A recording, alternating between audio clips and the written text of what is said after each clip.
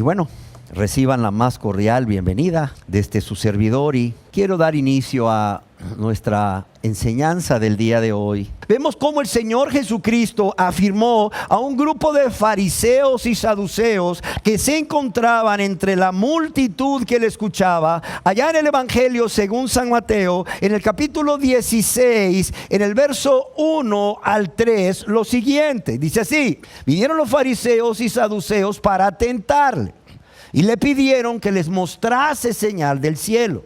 Mas él respondiendo les dijo: cuando anochece decís buen tiempo, porque el cielo tiene arreboles, y por la mañana hoy habrá tempestad, porque tiene arreboles el cielo nublado. Hipócritas, que sabéis distinguir el aspecto del cielo, mas las señales de los tiempos no podéis. Mira lo que el Señor les dice: hipócritas, que sabéis distinguir el aspecto del cielo, mas las señales de los tiempos no podéis. Otra versión traduce estos versos así: los fariseos y saduceos se acercaron a Jesús para ponerlo a prueba y le pidieron que mostrase una señal del cielo, y él les contestó: al atardecer ustedes dicen habrá buen tiempo, porque el cielo está rojizo, y por la mañana que habrá tempestad, porque el cielo está nublado y amenazante.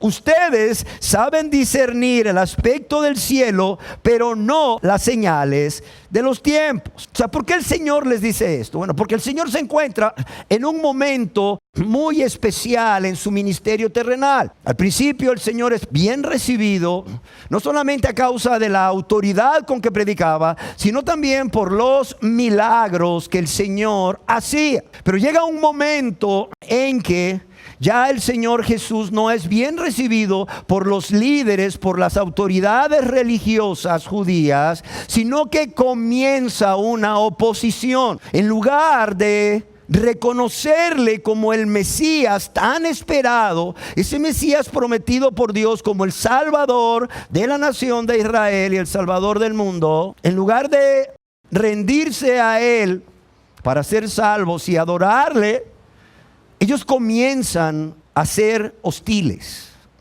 Ellos comienzan a ser agresivos con Él. Ellos comienzan a oponerse al Señor Jesús. Y es por ello que el Señor Jesús les dice a estas personas que, por cierto, oiga bien, eran personas que eran estudiosos de la ley, conocedores de la palabra de Dios, y que eran conocedores de todas las profecías que acerca del Mesías se encontraban en el Antiguo Testamento.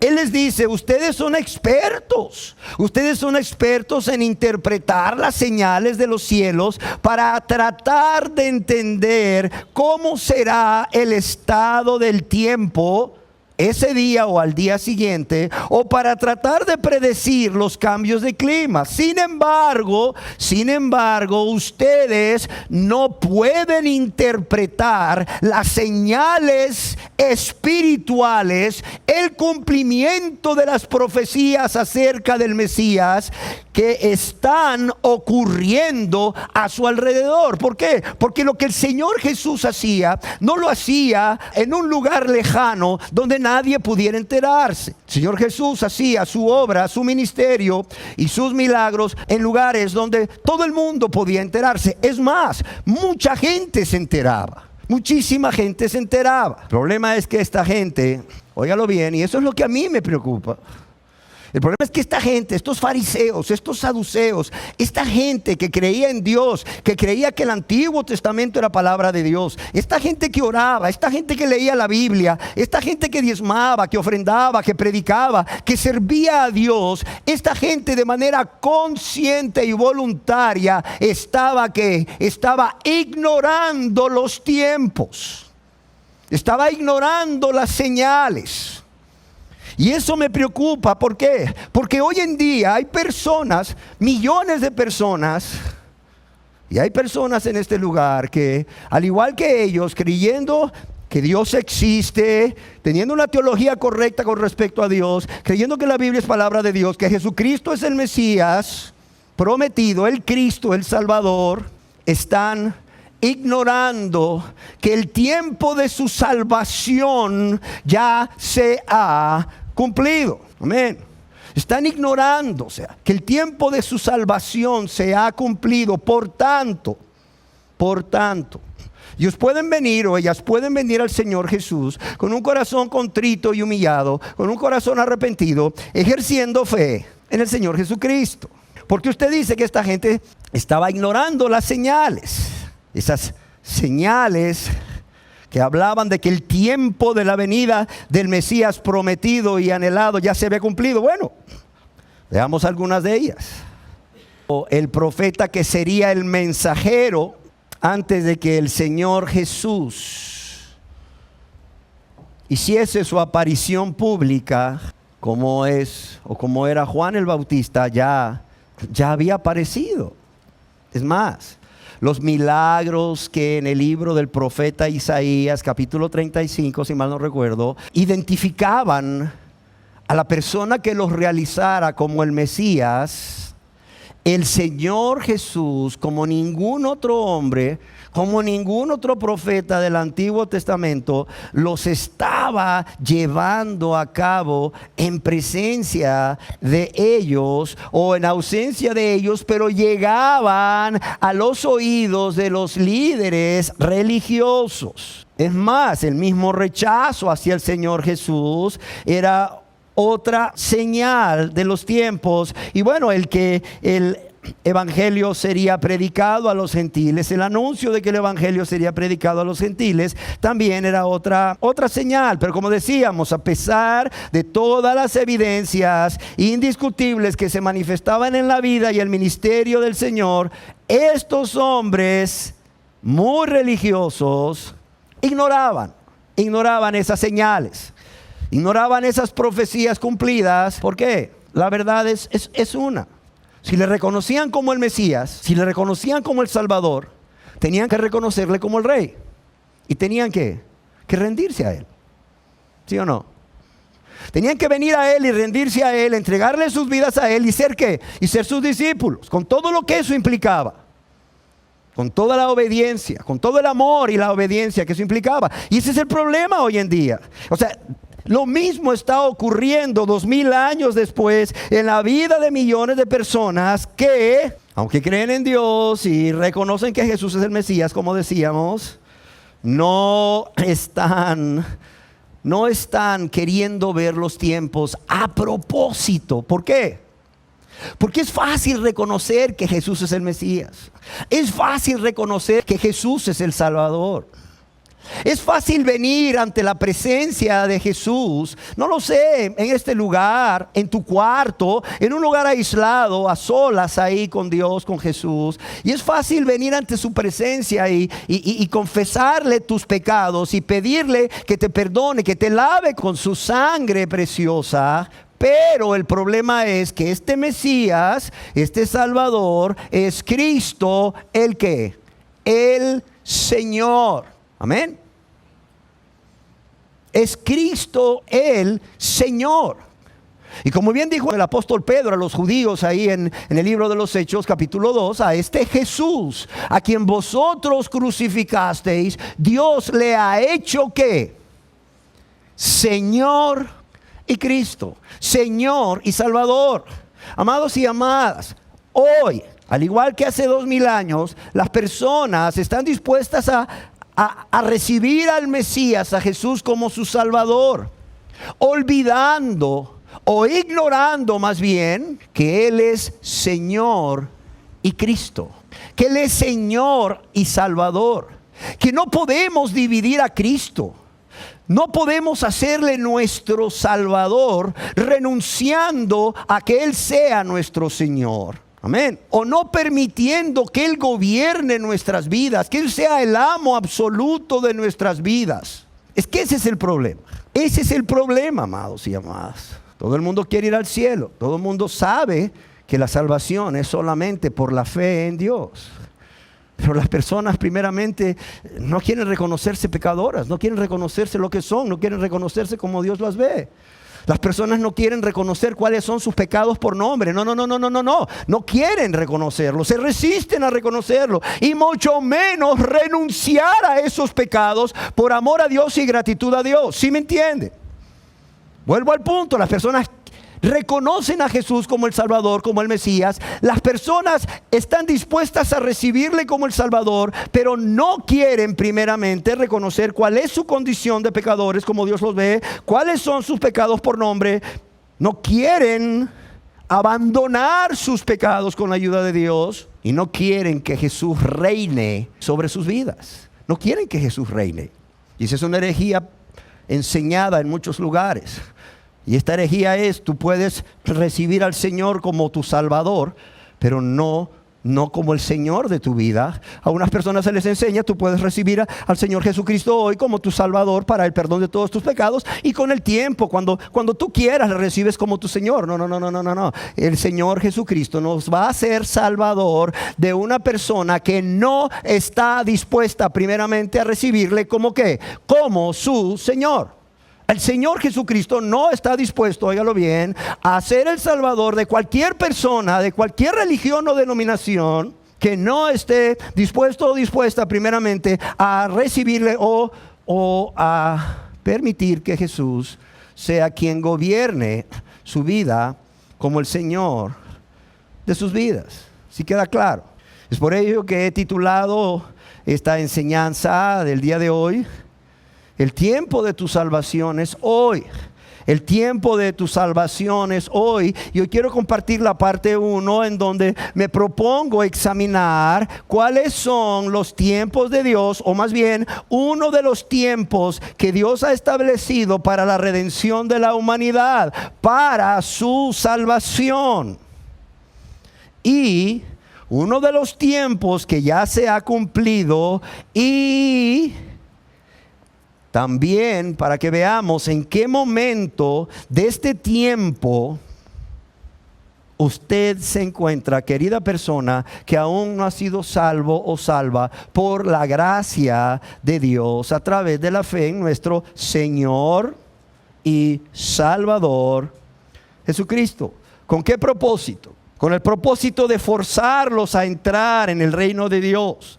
Con el propósito de forzarlos a entrar en el reino de Dios. O sea, mi propósito en esta enseñanza y en la que viene es ponerme delante de ustedes y decirles: ¡Ey! Pongan atención. El tiempo de su salvación ya se cumplió. El tiempo de su salvación es hoy. Es hoy. Hoy es día de salvación para usted si usted no ha sido salvo. Deténgase.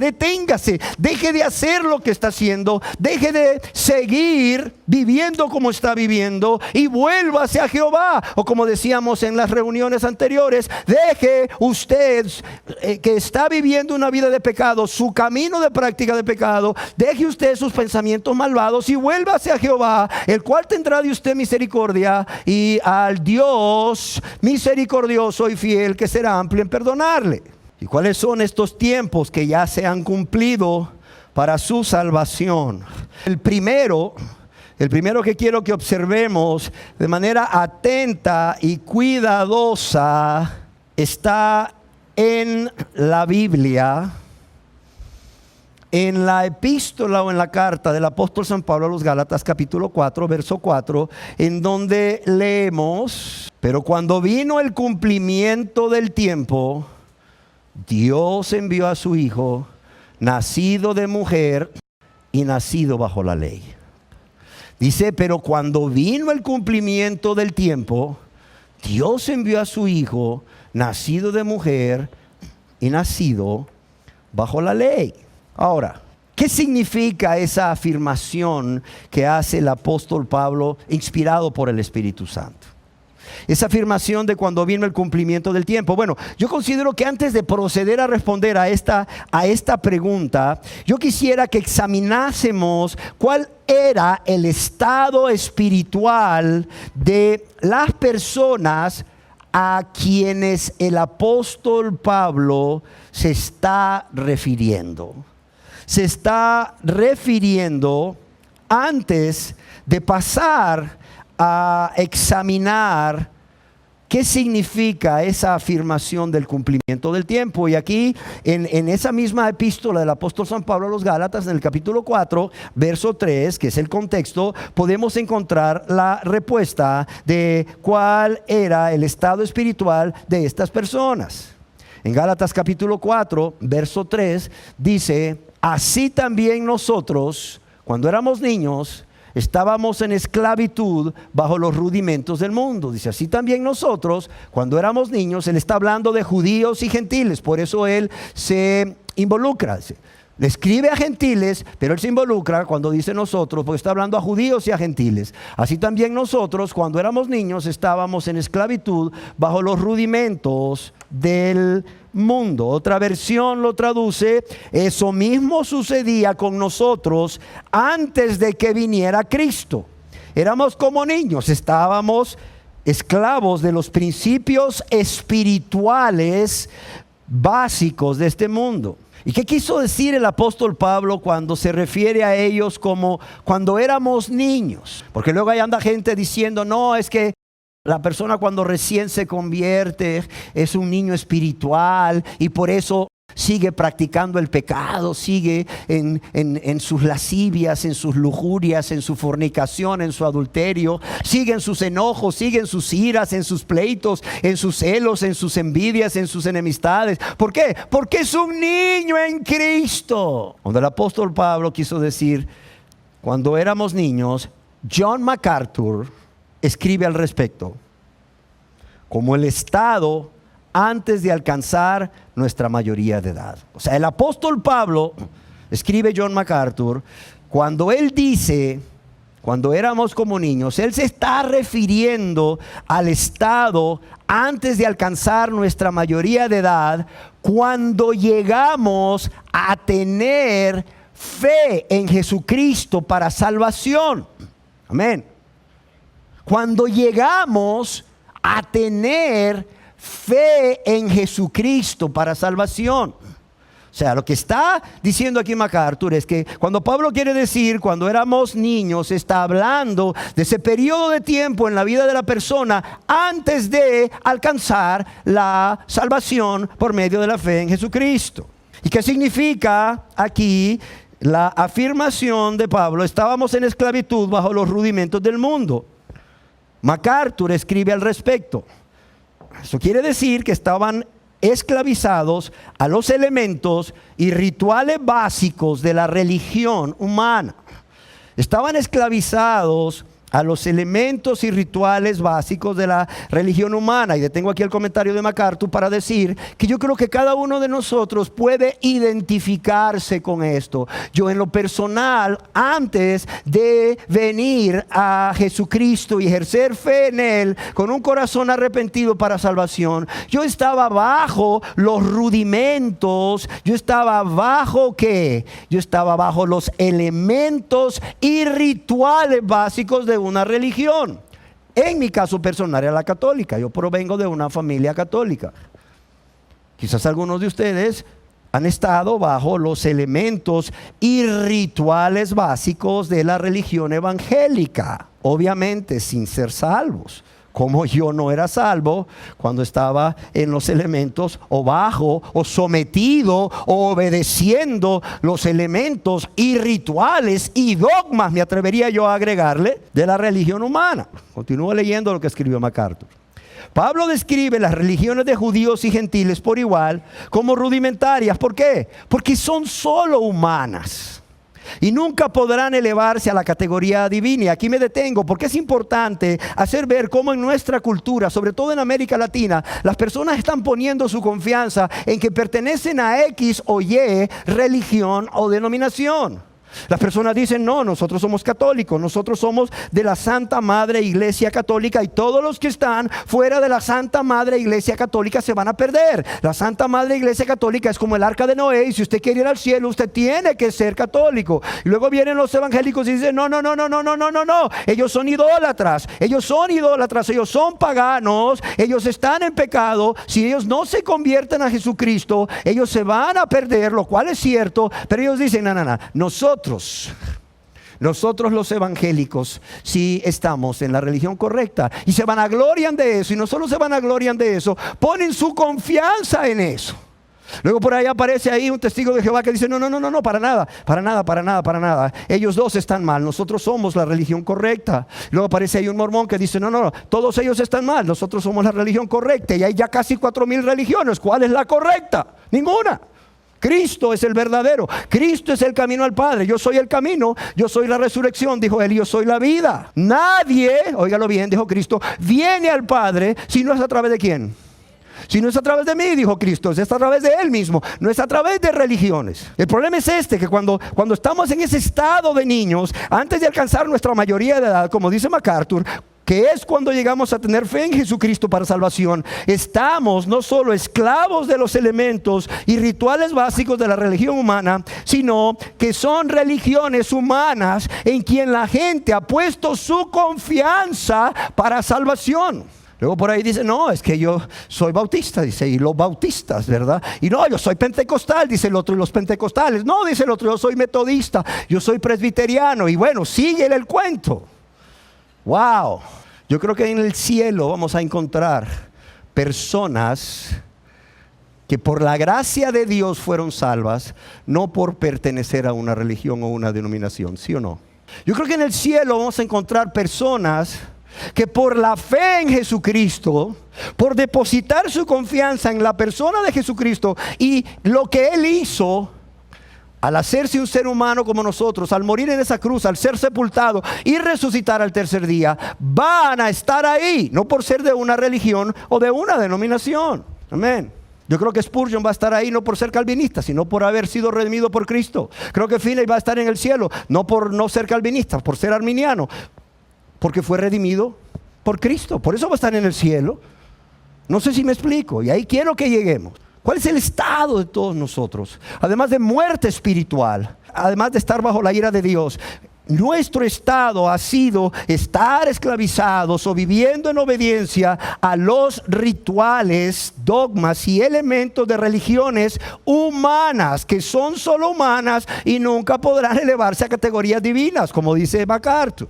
Tanto la religión judía como la gentil, escribe MacArthur, se centraba en sistema de obras fabricada por los hombres. Estaban llenas de leyes y ceremonias, igual que hoy en día, que debían realizarse con minuciosidad para alcanzar la aceptación divina, igual hoy.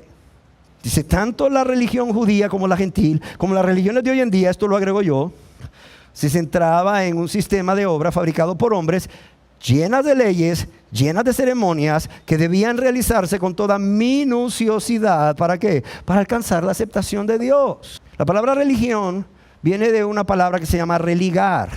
O sea, el hombre que fue creado por Dios para Dios, en esa necesidad de volver a Dios, por cuanto su conciencia le da testimonio que se apartó de Dios y necesita volver a Dios, tristemente creó un sistema que le permitiese volver a Dios, que se llama religión. Pero ¿cuál es el problema? Que la religión se convirtió en un fin, no en un medio. No sé si me explico. La religión se convirtió en un fin y empezaron a poner su confianza en todo este sistema de obras fabricados por hombres, llenos de leyes y ceremonias que debían realizarse con minuciosidad para alcanzar la aceptación divina. Es decir, no pusieron su confianza ni su mirada en Cristo, sino en la religión a la cual pertenecen, o a la denominación de tal religión a la cual pertenecen. Tristemente, cuando, amados y amadas, yo quiero que no se les olvide nunca, hay un solo Dios, ¿sí o no?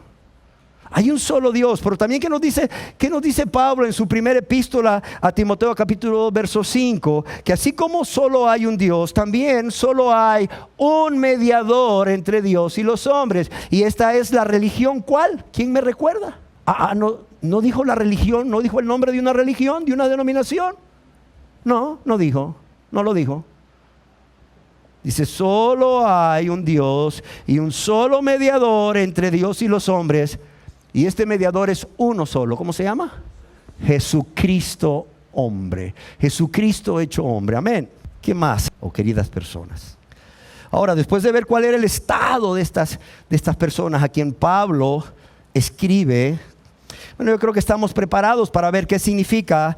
Pero cuando vino el cumplimiento del tiempo, ¿Qué significa? Yo quisiera que examináramos, que miráramos de manera cuidadosa y detallada qué significa esto de cuando vino el cumplimiento del tiempo. Y para su mayor comprensión, yo sugiero que analicemos las diferentes interpretaciones que se le han dado a tal afirmación. La primera es cuando se cumplió el plazo, cuando vino el cumplimiento del tiempo, cuando se cumplió el plazo establecido por Dios. O sea, en el mismo momento, ni un segundo antes ni un segundo después, cuando se cumplió el plazo, o cuando Dios consideró que se había cumplido el plazo que Él había predeterminado o preestablecido. También el cumplimiento del tiempo puede entenderse como el tiempo fijado por el Padre para la llegada de su Hijo para redimir a los que estaban bajo la ley. La Biblia de las Américas así lo explica. El tiempo fijado por el Padre para la llegada a esta tierra, obviamente, de su Hijo para redimir a los que estaban bajo la ley. Matthew Henry dice, la hora precisa en que Dios había determinado que se llevase a cabo la redención por mano del Mesías. La hora precisa, el cumplimiento del tiempo, la hora precisa y bueno, también preciosa, la hora precisa y preciosa que Dios había determinado para que se llevase a cabo la redención por mano del Mesías. Otro, William Hendrickson, en su comentario al libro de Gálatas, Cristo entró en el escenario de la historia humana. Cristo entró en el escenario de la historia humana en el tiempo prefijado por el Padre.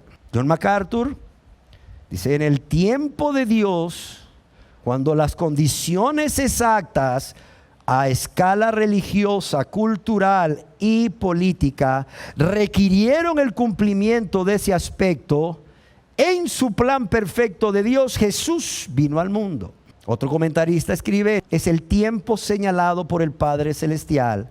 Es el tiempo señalado por el Padre Celestial en que los herederos llegarían a la mayoría de edad, es decir, a la fe en Jesucristo para salvación. Adam Clarke, teólogo inglés de 1700, dice, es el tiempo en que en su infinita sabiduría Dios consideró el más apropiado para realizar todos los consejos. Es el tiempo especificado por su Espíritu por intermedio de todos sus profetas. ¿Sí se entiende? O sea, el cumplimiento del tiempo es el tiempo fijado por el Padre para la llegada de su Hijo para redimir a los que estaban bajo la ley. Es decir, es la hora precisa en que Dios había determinado que se llevase a cabo la redención por mano del Mesías. Amén. Es el tiempo de Dios cuando todas las condiciones religiosas, culturales y políticas se dan. Y eso permite el cumplimiento del plan perfecto de Dios y Jesús viene al mundo. Amén. Ahora bien, dice, cuando vino el cumplimiento del tiempo, Dios envió a su Hijo. ¿Quién es este Hijo del cual se está hablando aquí? Yo estoy seguro que todos aquí responderían, es el Señor Jesucristo, y están en lo correcto. Sin embargo, yo quiero decirles que ese Hijo a quien el Padre enviaría en el cumplimiento del tiempo es el Señor Jesucristo. ¿Por qué? Porque Él mismo lo confirma cuando en la Biblia leemos en el Evangelio según San Juan, en el capítulo 5, verso 30, como Él mismo dice al respecto, no puedo yo hacer nada por mí mismo. Según oigo, así juzgo, y mi juicio es justo, porque no busco mi voluntad, sino la voluntad ¿de quién? Del que me envió. Y aquí nos dice quién lo envió. Dice la del Padre. Dice, no busco mi voluntad, sino la voluntad del que me envió, la del Padre. Y aquí mismo en el Evangelio según San Juan, capítulo 5, verso 37, para los que les gusta anotar y leer en casa, el Señor mismo afirma, también el Padre que me envió ha dado testimonio de mí. Dice, también el Padre que me envió ha dado testimonio de mí. Y no solo estos 2 versos, yo quiero decirles que hay 13 versos en el Evangelio de Juan en los que el Señor da testimonio de que Él es el Hijo a quien Dios enviaría como el Mesías, como el Salvador. ¿Sí queda claro esto? ¿Queda claro que ya se cumplió el tiempo? ¿Queda claro que ya se cumplió el plazo para que Dios enviase a su Hijo para redimir a todos los que estaban bajo la ley? Para llevar a cabo la redención en manos del Mesías. O sea, ese tiempo ya se cumplió. ¿Por qué? Porque el Señor Jesús ya vino.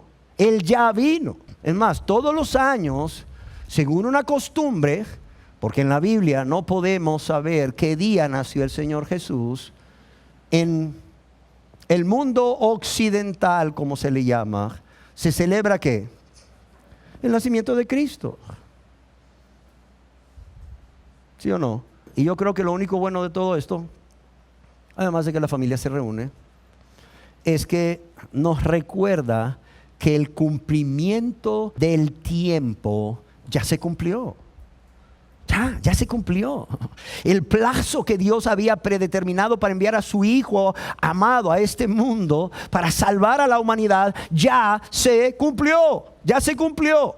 En otras palabras, ya nadie debe de esperar que Dios envíe a el Mesías, a el Salvador. ¿Para qué? Para creer en Él y ser salvo, porque ya esto sucedió. Es un evento que ya se realizó. Todos lo sabemos. Su nacimiento se llevó a cabo en la ciudad de Belén, en un establo, siendo sus padres terrenales José y María. Todos lo sabemos. Todos lo sabemos, los niños lo saben allá en la escuela dominical y los que no vienen a la escuela dominical también lo saben. El tiempo ya se cumplió. Queridos adultos, el tiempo ya se cumplió. Si tú eres salvo, da gloria a Dios. Si no eres salvo, pues conviértete. Busca al Señor Jesús con un corazón contrito y humillado y arrepiéntete. ¿Por qué? Porque el tiempo ya se cumplió. Ya se cumplió. Ahora bien, yo no quisiera terminar esta enseñanza sin detenerme a preguntarles, ¿se ha preguntado usted qué sucedió en el cielo cuando se llegó ese tiempo fijado por el Padre? Cuando se llegó la hora precisa que el Padre había establecido para que su Hijo Jesucristo viniese a esta tierra. Todos sabemos qué sucedió en la tierra. Todos sabemos cómo el ángel visita a María de Nazaret y le anuncia, ¿verdad?, que ella, ¿verdad?, por el poder del Espíritu Santo va a quedar embarazada y va a dar a luz un niño que será llamado Emmanuel, que traducido es Dios con nosotros. ¿Por qué? Porque Él salvará a su pueblo de sus pecados, ¿sí o no? Además, ya sabemos qué sucede después de esta anunciación del ángel. José decía, bueno, pero pues si yo todavía no he estado con ella, ¿cómo es que está embarazada? Y bueno, José, como era un hombre bueno, pensaba dejarla ¿verdad? Ahí con toda la precaución, ¿verdad? Para que no sufriera las consecuencias de ello. María no sufriera las consecuencias. Un ángel se le aparece a José y le dice que no se preocupe, que el niño que hay en el vientre de María ha sido concebido por obra del Espíritu Santo, una obra sobrenatural del Espíritu Santo, y que no tenga temor en tomarla como mujer. Y bueno, ya todos sabemos eso, ¿no? O sea, todos sabemos lo que sucede aquí en la tierra cuando se cumple el tiempo. Pero ¿qué sucedió en el cielo? ¿Quién me quiere decir qué sucedió en el cielo? Cuando el Padre dijo, Jesús, es el tiempo. Ya es el tiempo. ¿Qué sucedió en el cielo? ¿Hay forma de saberlo? Sí, sí hay forma de saberlo. En la Biblia encontramos 2 versos que hablan de ello y deseo compartirlos con ustedes. ¿Para qué? No para que adquiramos más conocimiento nada más, sino para que podamos entender el gran amor, oiga bien, para que podamos entender el gran amor de Jesucristo por cada uno de nosotros, especialmente cuando nos encontrábamos muertos espiritualmente en nuestros delitos y pecados. Y para que este gran amor del Señor Jesús por usted, para que su compasión y su infinita misericordia por usted le constriña, es decir, le impulse, primeramente a usted que todavía no es salvo, no se ha convertido a Dios, le impulse ¿a qué? a entregarle su vida a Él. Primeramente a usted que aún vive vida egoísta, una vida egoísta de práctica de pecado y de rebeldía. Esto le impulsa a entregarle su vida para que Él primeramente la lave y la limpie de todo pecado y maldad con su sangre preciosa derramada en la cruz del Calvario. Amén. Pero también para los que ya nos hemos convertido a Dios, para que esto nos lleve a amarle cada día más y más, a enamorarnos cada día más y más de Él, a estar dispuestos a morir cada día más a nosotros mismos para hacer su voluntad, para que su vida se manifieste a través de nosotros, pero también para tomar la cruz si es necesario. Amén. El primero de estos versículos lo encontramos en Filipenses capítulo 2, versos 5 al 8. Yo quiero que lo leamos. Yo estoy seguro que usted ya lo ha leído, pero nunca se ha puesto a pensar que esto que vamos a leer aquí es lo que sucedió en el cielo cuando vino el cumplimiento del tiempo, o cuando se cumplió el plazo en que Dios enviaría a su Hijo amado a este mundo para ser el Salvador. Dice así. Es el apóstol Pablo, inspirado por Dios, quien habla. Dice: haya pues en vosotros este sentir que hubo también en ¿quién? En Cristo Jesús. Dice: el cual, siendo en forma de Dios, no estimó el ser igual a Dios como cosa a qué, a que aferrarse, sino que se despojó a sí mismo, tomando forma de siervo, hecho semejante a los hombres, y estando en la condición de hombre, se humilló a sí mismo, haciéndose obediente hasta la muerte y muerte de cruz. Esto es lo que vemos en la tierra. Y estando en la condición de hombre, se humilló a sí mismo, haciéndose obediente hasta la muerte y muerte en la cruz. Esto es lo que sucedió en la tierra. Esto es lo que sucedió en el cielo. El cual, siendo en forma de Dios, no estimó el ser igual a Dios como cosa que aferrarse, sino que se despojó a sí mismo, tomando forma de siervo, hecho semejante a los hombres. Y para que a través de cada verdad que hay en estos versos nos enamoremos más y más de Jesucristo, permítanme analizar cada una de ellas. Dice primeramente, siendo en forma de Dios. Dice: haya pues en vosotros este mismo sentir o esta misma actitud que hubo en Cristo Jesús. ¿Cuál? El que siendo Él en forma de Dios. ¿Qué significa esto de que era en forma de Dios? ¿Es que era como Dios, como dicen algunas religiones? No, era Dios, era Dios. Era Dios mismo, era Dios por naturaleza, de la misma sustancia del Padre. Era uno con Dios, por tanto, Él es igual a Dios. Él es el siempre existente Dios. Él es el alfa y el omega, el principio y el fin. Él es la imagen del Dios invisible, pero también en Él habita plenamente, o en Él habita la plenitud de la deidad. Lo que Dios el Padre es, Dios el Hijo Jesucristo es. Jesús no es ni más ni menos que el Padre.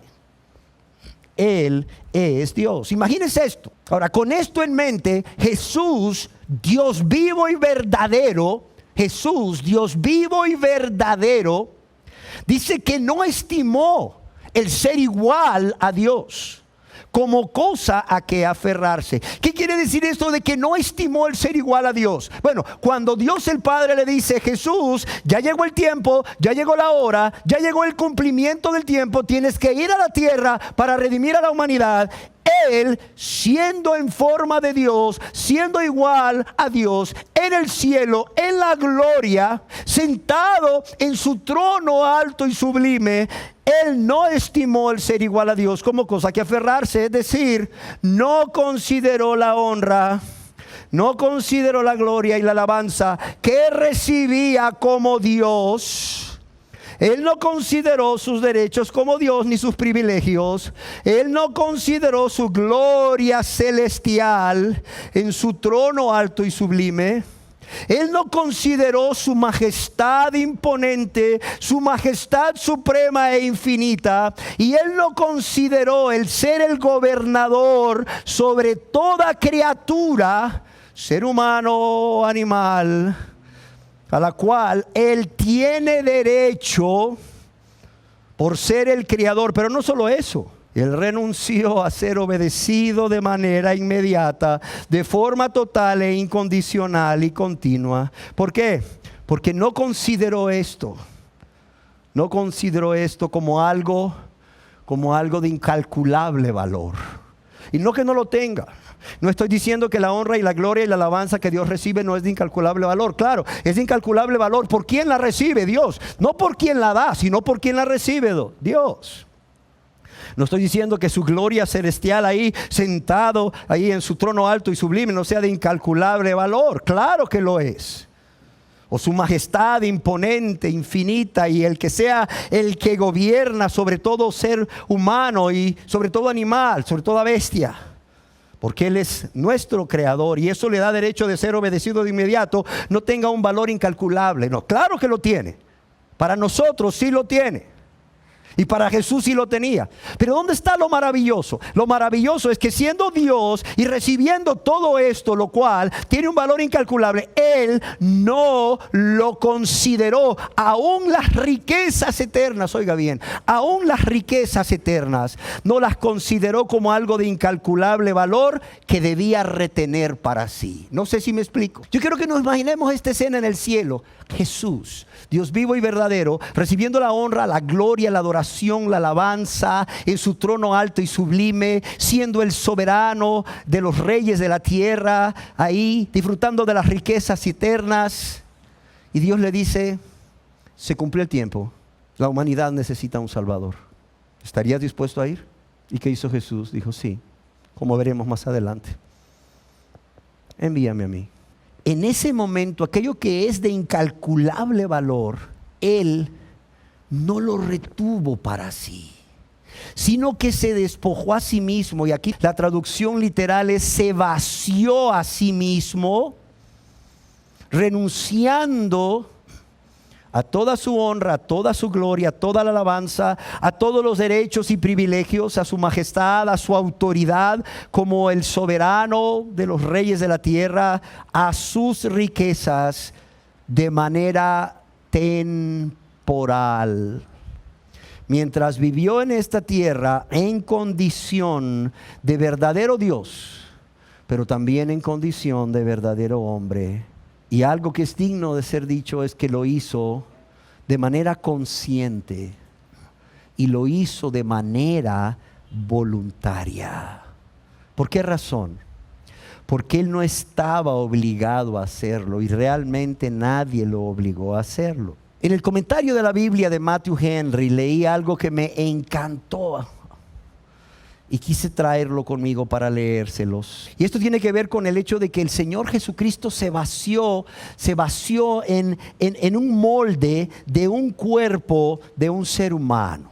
Dice el escritor, bien visto, o pensándolo bien, traducido en buen castellano, pensándolo bien, no fue un milagro el que Jesús apareciese glorioso durante unos pocos minutos en su transfiguración, sino que el milagro es en que apareciese sencillamente como un hombre que dice la verdad durante más de 30 años de su vida mortal, sin la majestad imponente del Dios del Sinaí. Y yo quiero leerlo de nuevo. Yo quiero pedirles que nos detengamos a meditar en esta verdad. Pensándolo bien, no fue un milagro el que Jesús apareciese glorioso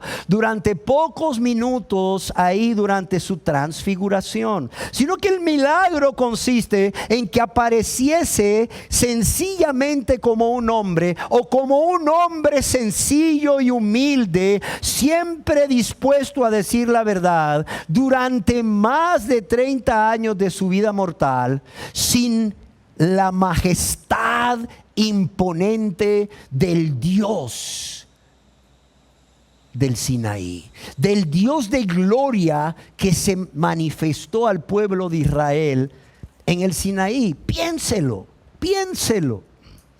Ahora la pregunta es, ¿y por qué lo hizo? Bueno, ¿saben por qué Él se vació? ¿Saben por qué Él se despojó a sí mismo, tomando forma de siervo, para convertirse en un ser humano igual a cada uno de nosotros? O sea, para convertirse en un ser humano igual a cada uno de nosotros. ¿Y por qué Él tenía que convertirse en un ser humano igual que cada uno de nosotros? Por la razón de que Él debía morir en la cruz por seres humanos. ¿Sí se entiende? Él tenía que ser semejante a los hombres. Él tenía que ser semejante a nosotros, porque Él tenía que morir por nosotros, seres humanos. Él tenía que tomar nuestro lugar para recibir ese castigo de parte de Dios que cada uno de nosotros debía haber recibido de Dios por haber pecado tanto contra Dios, de manera consciente y de manera voluntaria y de manera egoísta. Y de esa manera el poder lavarnos y limpiarnos de todos nuestros pecados. Es por ello que el apóstol Pablo, inspirado ahí en Gálatas 4:4, dice que el Señor Jesús, el Mesías, tenía que ser nacido de mujer o de una mujer, y tenía que ser de la simiente de mujer, o Él tenía que ser la simiente de mujer, según la promesa hecha en el libro de Génesis, capítulo 3, verso 15, en donde leemos: pondré enemistad entre ti y la mujer. Cuando Dios le dice a la serpiente: pondré enemistad entre ti y la mujer, entre tu simiente y la simiente suya. Esta, la simiente de la mujer, te herirá en la cabeza y tú le herirás en el calcañar. Y aquí, cuando Dios dice esta te herirá en la cabeza, la simiente de la mujer, aquí esa descendencia de la mujer que está destinada como esta, o su simiente, como lo traduce en otras versiones de la Biblia, no es ni más ni menos que el Señor Jesucristo. Amén. Ahora, ¿por qué lo hizo? ¿Por qué lo hizo si Él no estaba obligado? ¿Por qué lo hizo si nosotros no lo merecíamos? ¿Sabe por qué lo hizo? Yo creo que la respuesta está en la punta de sus lenguas. A ver, díganmela, ¿por qué lo hizo? Por amor, exacto, por amor. Yo quiero que no solo lo sepan, sino que esto les conmueva. No sé si me explico. ¿Cuántos de aquí saben que la tierra tiembla? A ver, un temblor. ¿Cuántos saben? Levanten la mano los que saben que la tierra tiembla por X o Y circunstancia. Gracias. ¿Qué harían ustedes si aquí ahorita empezara a temblar, como me pasó una noche a las 12 de la noche en un hotel en el 11º piso cuando estaba predicando en Acapulco, México? Que aquello empezó a temblar y aquello se movía y no podíamos ni siquiera mantenernos de pie, y mirábamos cómo los parlantes, ¿verdad?, se movían. ¿Y qué harían ustedes? ¿Qué harían ustedes si aquí empezara a temblar ahorita en esa magnitud? Díganlo sin temor. Pastor, lo dejaríamos solo, saldríamos corriendo. Claro está, primero pasaríamos por nuestros hijos también. Hay una verdad en sus mentes que cuando se presenta esa realidad les conmueve, les mueve, en otras palabras, les mueve a actuar, les mueve. Tembló, está temblando, ay Dios mío, está temblando, miren los parlantes, miren. Salgamos corriendo. Estamos en un ¿qué? Tercer piso. Ahora, yo sé que ustedes saben que Jesús hizo todo esto por amor, pero la pregunta es, ¿les conmueve? ¿O les mueve a actuar? Esa es la pregunta. Les mueve a actuar. O sea, les mueve a entregarle su vida a Él para que Él sea su Señor y Salvador. O les mueve a consagrarse a Él cada día más. Les mueve a anhelar ser más como Él cada día más. Amarle a Él cada día más.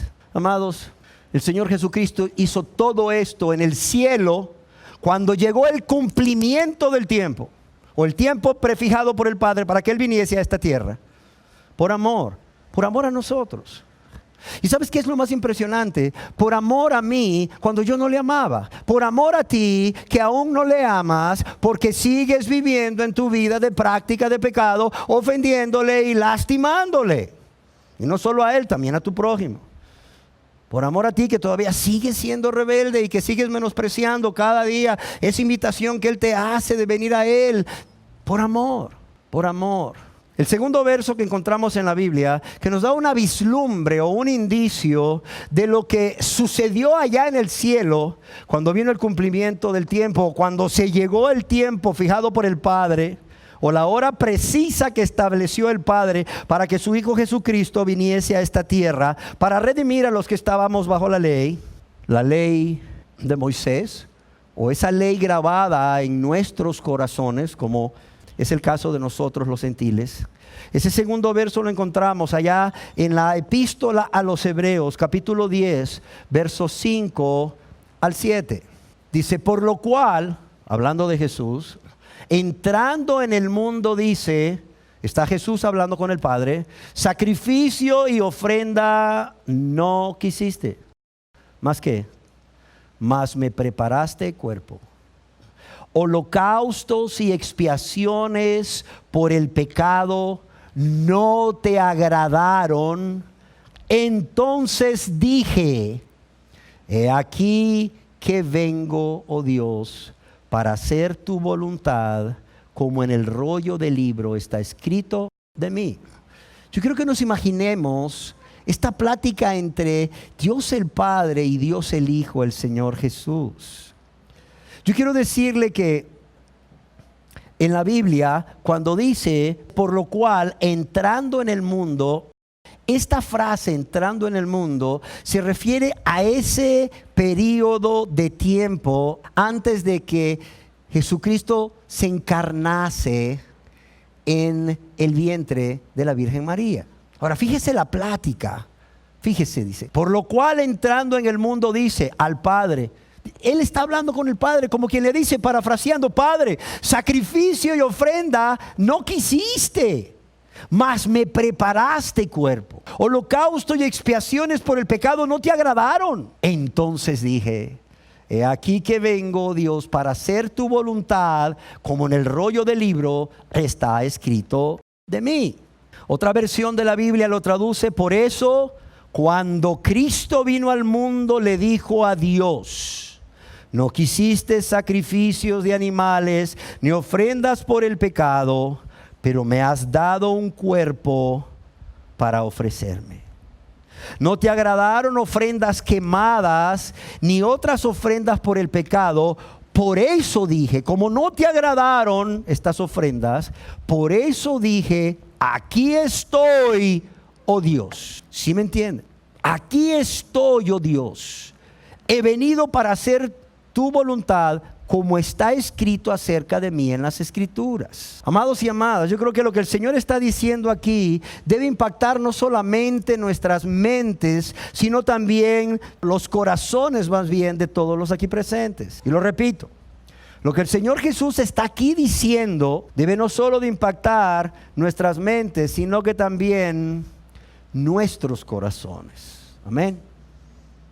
De modo que quebrante todo egoísmo, de modo que quebrante toda rebeldía, toda ingratitud, de modo que quebrante todo deseo de continuar disfrutando de ese deleite temporal que produce el pecado, pero que ofende tanto a Dios y a su prójimo.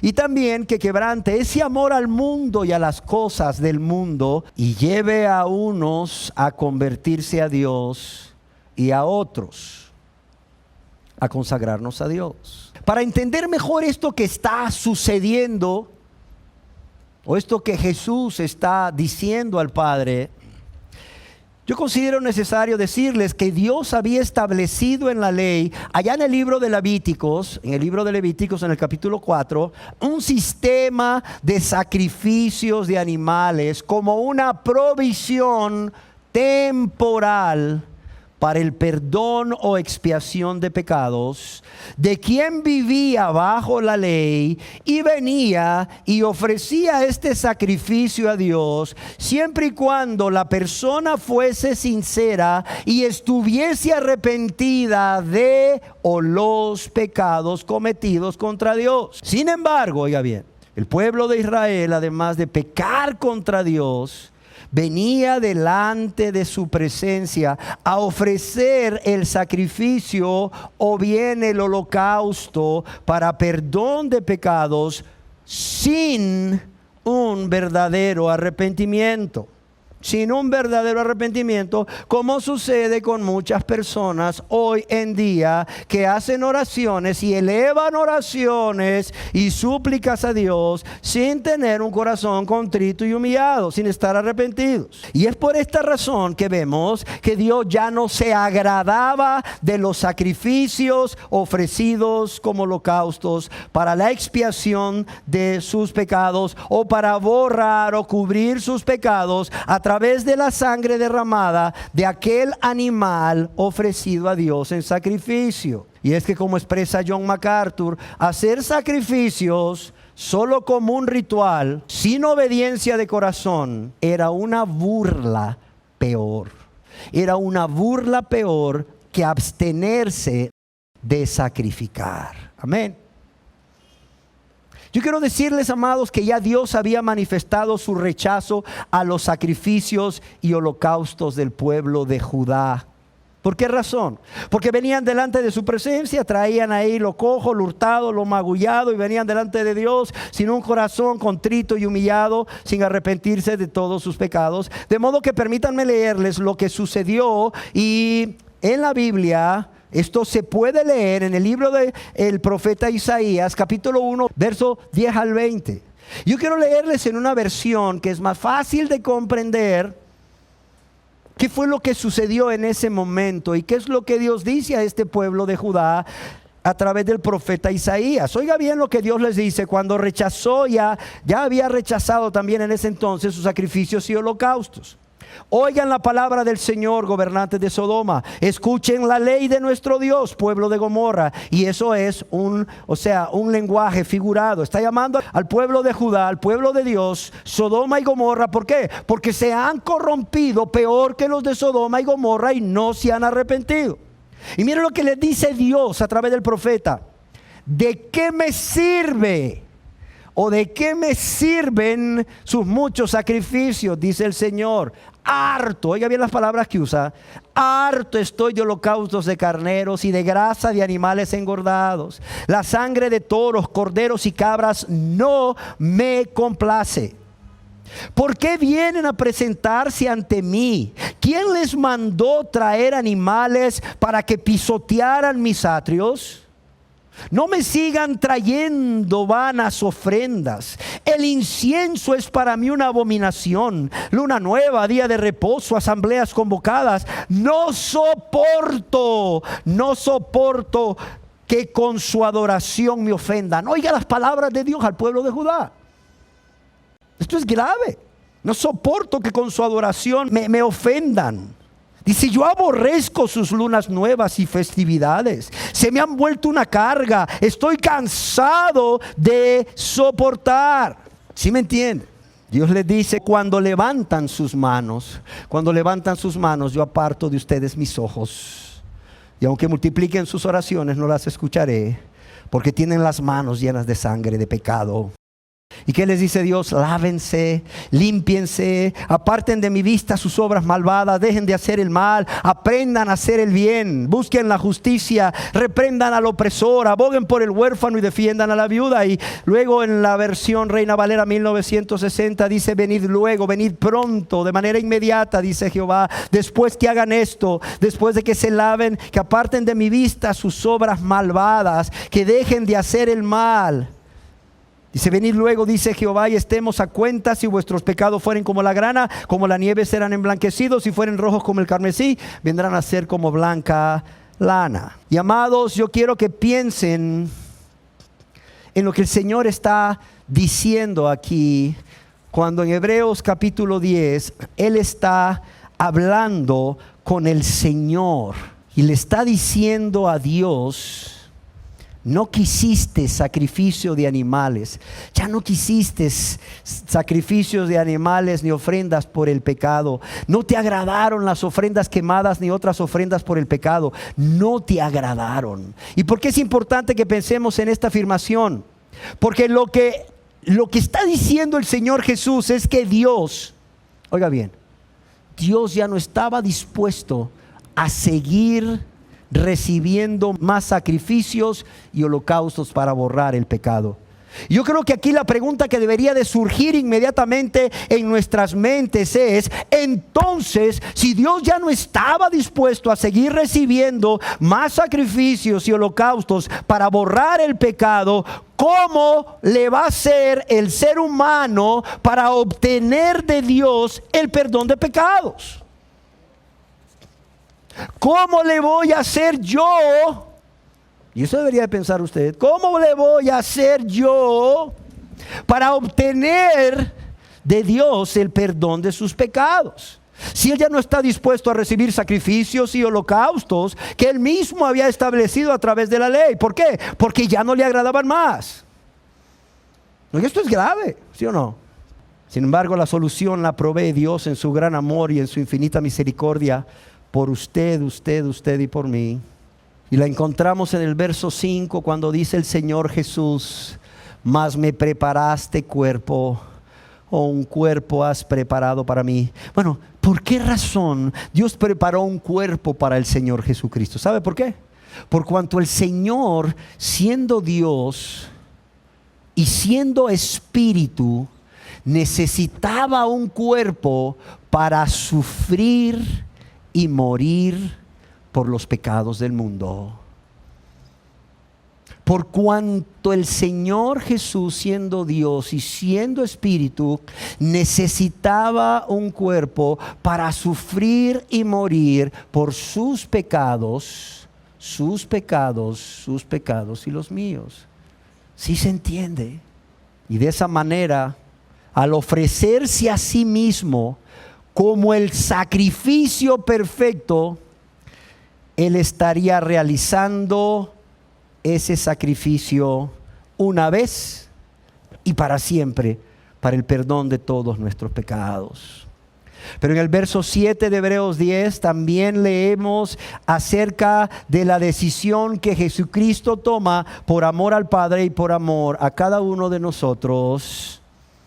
Dice: entonces dije, he aquí que vengo, oh Dios, para hacer tu voluntad, como en el rollo del libro está escrito de mí. Y en el verso 9 el Señor añade: quita lo primero para establecer lo último. ¿Y qué es esto de quita lo primero? Es quita las ofrendas, sacrificios y holocaustos que tú mismo estableciste en la ley y que ya no te agradan. ¿Para qué? Para establecer que mi sacrificio, dice Jesucristo, sea el único medio por el cual todos los seres humanos puedan alcanzar el perdón de todos sus pecados, si vienen a mí con un corazón contrito, con un corazón humillado, confiando en mí y en ese sacrificio que yo voy a realizar en la cruz. De modo que, amados y amadas, a partir de la muerte de nuestro Señor Jesucristo en la cruz del Calvario, a partir de ese sacrificio y a partir de su resurrección, somos santificados, dice el Espíritu Santo, somos santificados mediante la ofrenda o sacrificio del cuerpo de Jesucristo, hecho una vez, o bien ofrecido una vez y para siempre. ¿Sí se entiende, amados? ¿Sí entendemos lo que sucedió en el cielo cuando vino el cumplimiento del tiempo? ¿Sí entendemos el gran amor, la gran compasión que Jesucristo demostró por cada uno de nosotros y sigue demostrando por usted, querida persona, que aún no se convierte a Él? El Señor Jesucristo, al ofrecerse de manera voluntaria y por amor, a venir a esta tierra, a morir en esa cruz, de modo que seamos santificados mediante la ofrenda o sacrificio del cuerpo de Jesucristo, hecho una vez o bien ofrecido una vez para siempre. Ahí vemos cómo Dios pone fin al sistema de sacrificios y al sistema de holocaustos establecidos en la ley. Y Dios a su vez da inicio a la salvación por medio de la fe en la persona y obra redentora del Señor Jesucristo. Pero no solo eso, Dios pone a disposición esta obra redentora de nuestro Señor Jesucristo. ¿Para qué? Para que todos los pecados de cada uno de nosotros puedan ser ¿qué? Puedan ser perdonados.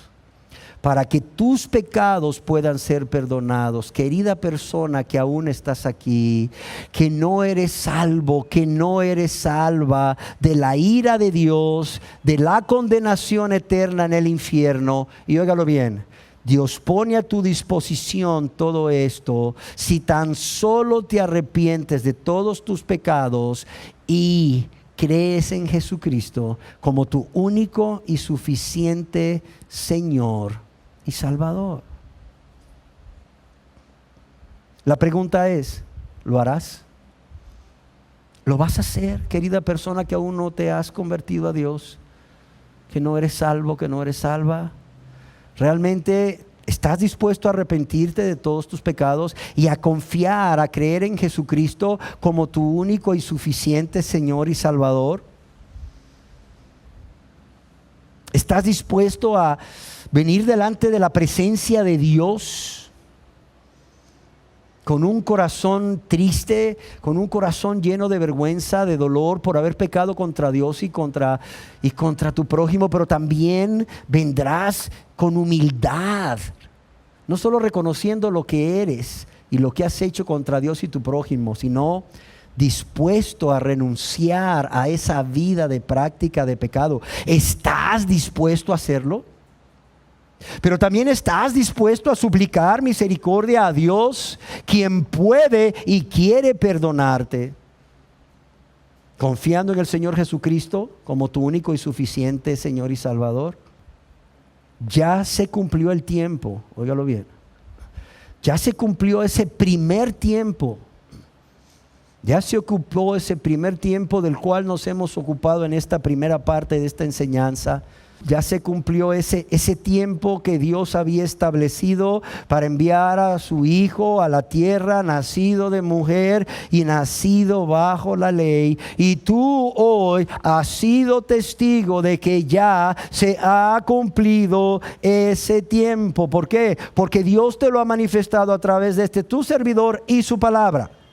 Ahora la decisión es tuya. La decisión es tuya. Ya Dios hizo su parte. Él ya envió a su Hijo amado, o a quien ama entrañablemente, a dar su vida por ti en esa cruz para hacer el sacrificio, ese sacrificio ofrecido una vez y para siempre para el perdón de tus pecados.